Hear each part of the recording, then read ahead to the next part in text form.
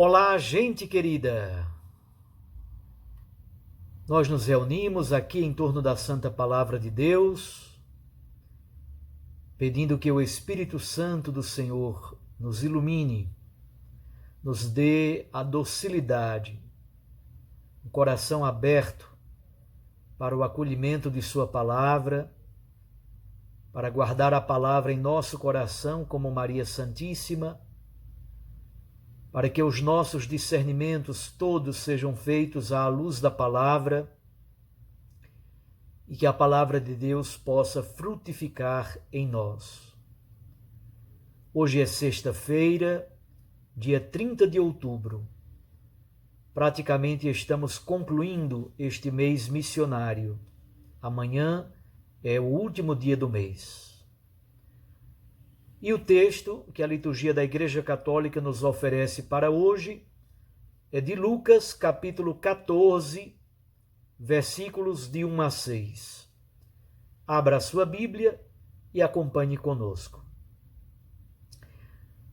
Aconteceu que num dia de sábado, Jesus foi comer na casa de um dos chefes dos fariseus.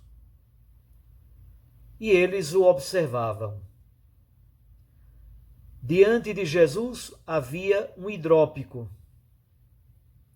Tomando a palavra, Jesus falou aos mestres da lei e aos fariseus.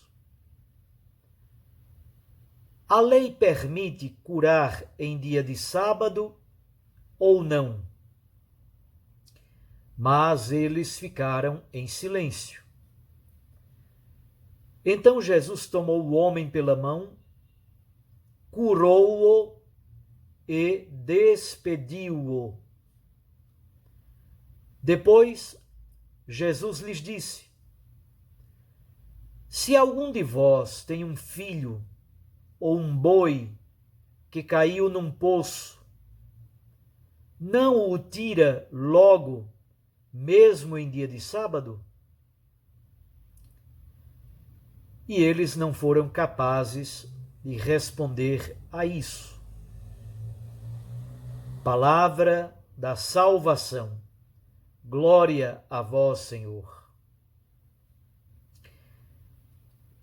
Minhas irmãs e meus irmãos,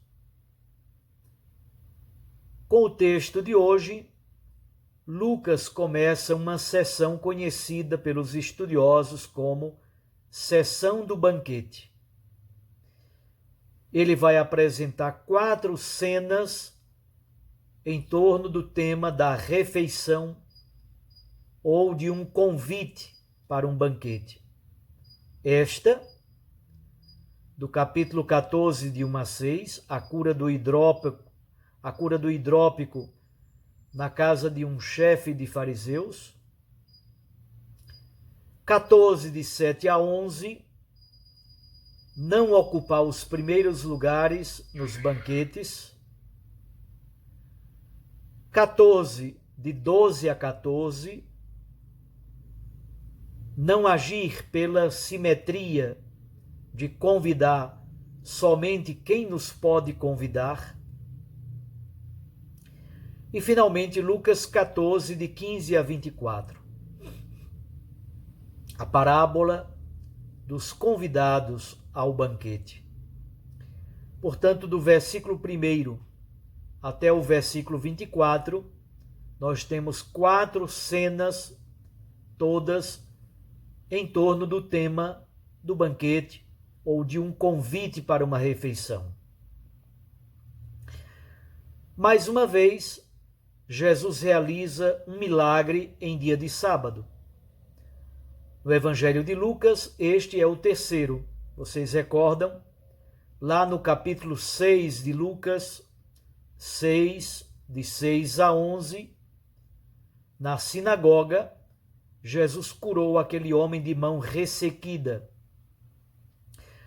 No capítulo 13, de 10 a 17, Jesus curou a mulher encurvada. Agora, então, encontramos essa cura de um homem hidrópico na casa de um dos chefes dos fariseus. O convite para o banquete no sábado oferece ocasião para vários ensinamentos. A postura dos fariseus é de desconfiança em relação a Jesus. Eles o observam e o vigiam, sobretudo em relação ao critério das observâncias de pureza ritual, mas também a como Jesus cumpre ou não a lei do sábado. Há um homem, e este homem sofre de hidropisia. É uma doença que se caracteriza pelo acúmulo de líquido no seu corpo. Jesus utiliza a técnica de implicar o seu ouvinte na sua própria resposta. Jesus cura o homem e faz uma pergunta aos fariseus. A grande pergunta é permitido ou não curar no sábado? Eles se calam porque, de certo modo, já conhecem a posição de Jesus por causa dos dois outros episódios. Jesus aqui utiliza o argumento clássico do boi. No episódio da mulher encurvada, ele também utiliza o argumento do boi ou do jumento, praticamente idêntico. Lá, Jesus pergunta se é permitido ou não soltar o boi ou o jumento para levá-lo a beber água. Ora, se você pode desamarrar o seu boi ou o seu jumento para levá-lo a beber água mesmo no sábado, logo, o argumento de Jesus é muito simples. Lá no capítulo 13, aquela mulher encurvada é muito mais importante do que um boi ou do que um jumento. Aqui, Jesus fala de salvar o boi ou uma criança que cai dentro de um poço.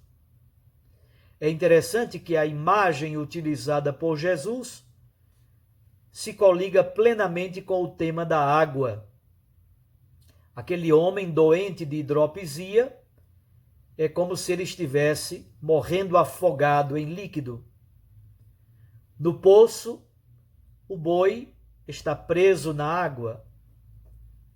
O hidrópico está, de certo modo, dominado pela retenção de líquido em seu corpo, por causa desta disfunção do seu organismo, por causa desta doença.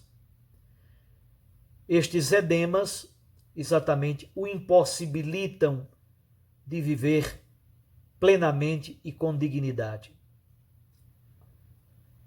O princípio de Jesus em relação ao sábado é muito simples.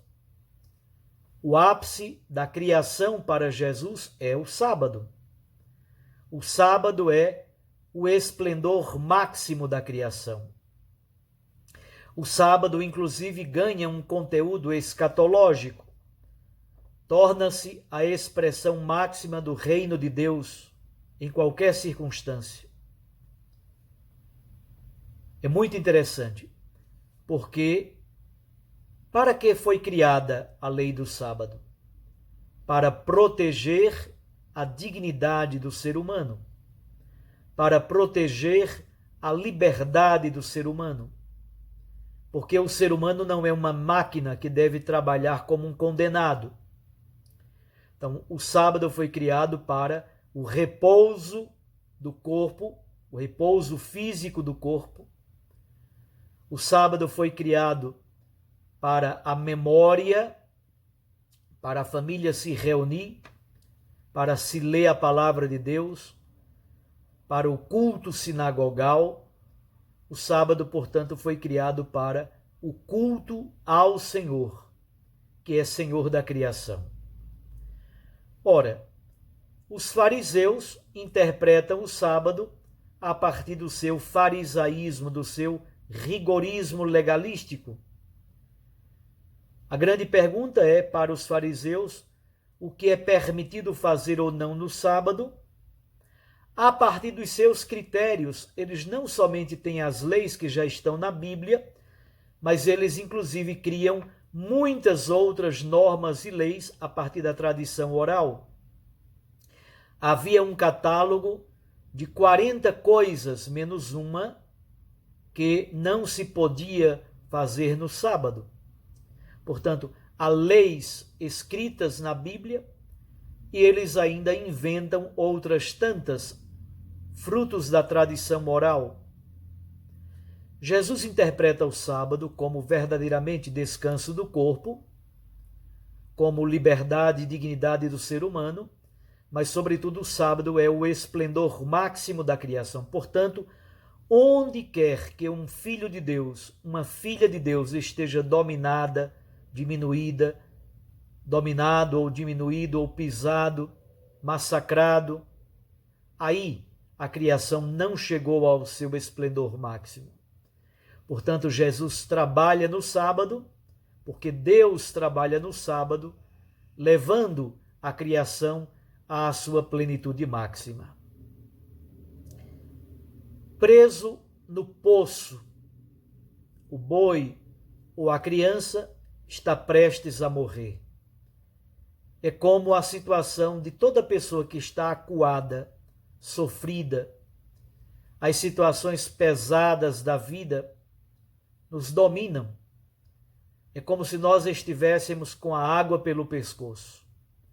Então, preso no poço, com a água pelo pescoço, ou dominado pelo líquido da hidropisia, todos nós somos convidados a experimentar o poder salvífico de Deus, que por meio de sua palavra ordena o caos e cria a vida nova.